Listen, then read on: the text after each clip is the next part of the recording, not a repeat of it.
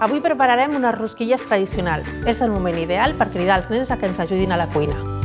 Recordeu només de ratllar la part groga, perquè la part blanca és amarganta.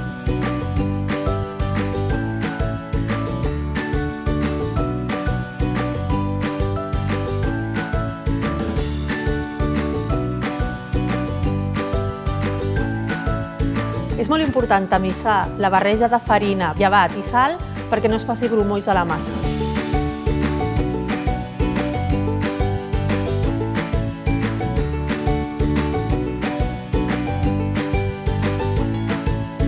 És molt important mullar-se les mans amb una mica d'oli per poder fer les rosques.